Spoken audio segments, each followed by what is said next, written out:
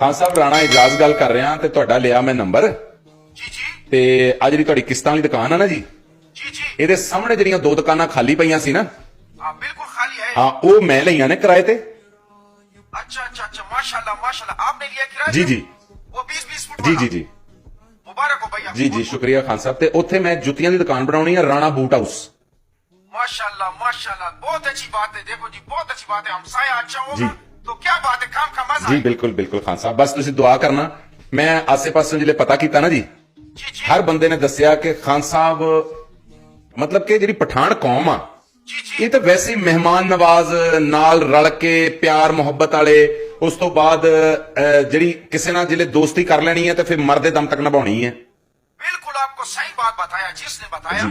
बात करने का मकसद है राणा भाई कि हम इधर नाइब सदर है पूरा मार्केट ठीक का। है। इलेक्ट्रॉनिक्स का हम नाइब सदर है। मेरा बात सुनो, अगर आपको कोई टेंशन कोई मसला कोई परेशानी जी। है कोई पैसे का भी जरूरत है जी। तो आपका भाई खान इधर हाजिर है। ਸ਼ੁਕਰੀਆ ਖਾਨ ਸਾਹਿਬ ਸ਼ੁਕਰੀਆ ਖਾਨ ਸਾਹਿਬ ਤੁਸੀਂ ਤੁਹਾਡੀ ਤਸਵੀਰ ਬਾਹਰ ਬੋਰਡ ਤੇ ਲੱਗੀ ਹੋਈ ਨਾ ਵੱਡੀ ਸਾਰੀ जी जी बिल्कुल। मैं ਤੁਹਾਡੀ ਤਸਵੀਰ ਦੇਖੀ है ना मेरे दिल ने मैंने इतना कहा कि ये खान साहब आपका बड़ा भाई है अल्हम्दुलिल्लाह तुम्हारे को कभी कोई टेंशन नहीं आएगा। तेरा बड़ा भाई इधर पड़ा हुआ इधर बैठा हुआ है दुकान के बस ऊपर। बस खान साहब ਤੇ ਇੱਥੇ ਆਪਣੇ ਕੋਲ ਜੀ ਲੇਡੀਜ਼ ਜੁੱਤੀਆਂ ਜੈਂਟਸ ਬੱਚਿਆਂ ਦੀਆਂ ਸਕੂਲ ਸ਼ੂਜ਼ ਫੰਕਸ਼ਨਾਂ ਦੇ ਕੈਜੂਅਲ ਸ਼ੂਜ਼ ਆਮ ਜਿਹੜੀਆਂ ਪਾਣੀ ਚ ਪਾਉਣ ਵਾਲੀਆਂ ਚੱਪਲਾਂ प्लास्टिक ਪਲਾਸਟਿਕ ਵਾਲੀ ਉਹ ਵੀ ਜੀ ਪਿਸ਼ਾਵਰੀ ਚੱਪਲ ਕੁਹਾਟੀ ਚੱਪਲ ਤੇ ਖਾਨ ਸਾਹਿਬ जी जी ਜਿੱਦਣ ਦੁਕਾਨ ਦਾ ਹੋਣਾ ਨਾ ਇਫਤਤਾਹ जी जी। ਫੀਤਾ ਤੁਸੀਂ ਕੱਟਣਾ ਹੈ ਰਿਬਨ ਜਿਹੜਾ वो यार मेरा बात सुनो, ये बड़ा जिम्मेदारी का काम है। तुमने बोल दिया मैंने कहा। ਖਾਨ ਸਾਹਿਬ ਦੇਖੋ ਮੈਂ ਤੁਹਾਨੂੰ ਇਸ ਗੱਲ ਤੋਂ ਭੱਜਣ ਨਹੀਂ ਦੇਣਾ ਤੁਸੀਂ ਆਗੇ ਮੇਰੇ ਵੱਡੇ ਭਰਾ ਤੁਸੀਂ ਕਿਹਾ ਨਾ ਵੱਡੇ ਭਰਾ बिल्कुल मैंने कहा भाई। ਤੇ ਬਸ ਹੁਣ ਤੁਸੀਂ ਰਿਬਨ ਤੁਸੀਂ ਕੱਟਣਾ चलो यार अगर तुम इतना इसरार करते हो तो हम जरूर काटेगा जरूर ਤੇ काटेगा। ਤੁਹਾਨੂੰ ਇੱਕ ਪਿਸ਼ਾਵਰੀ ਚੱਪਲ ਜਿਹੜੀ ਨਾ ਉਹ ਪਹਿਲੇ ਦਿਨ ਰਾਣਾ ਬੂਟ ਹਾਊਸ ਨੂੰ ਗਿਫਟ ਹੋਏਗੀ नहीं नहीं मेरा बात सुनो, कारोबार अपनी जगह पहले आप काम करो,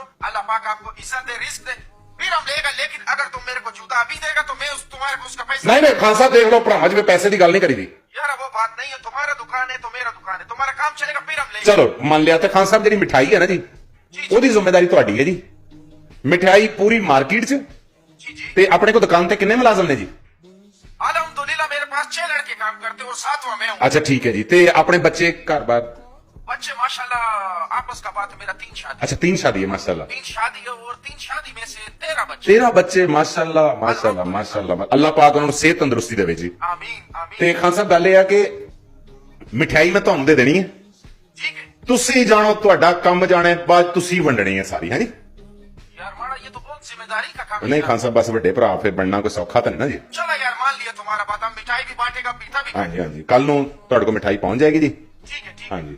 तो ये मिठाई कल कितने बजे ਕੁਝ आएगी? 4 ਵਜੇ ਸ਼ਾਮ ਨੂੰ ਆ ਜਾਏਗੀ ਤੁਹਾਡੇ ਕੋਲ अच्छा ਜੀ ਜੀ ਹਾਂਜੀ तो आपको पता है आइडिया कि ये मार्केट कितना बड़ा है?